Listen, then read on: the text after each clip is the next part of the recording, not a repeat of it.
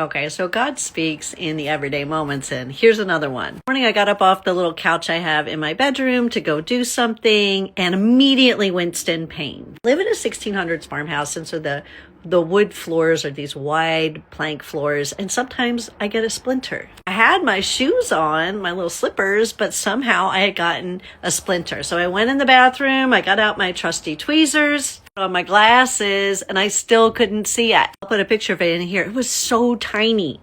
I couldn't even see it. So I had to magnify my phone, turn it around to look at my heel, and then look for the tweezer ends, and then get this little sliver. And then God spoke. He said, Amanda, it doesn't matter how tiny it is. If something that's not of my kingdom gets into your walk, it's gonna hurt. It's gonna hinder you. It's gonna stop you in your tracks.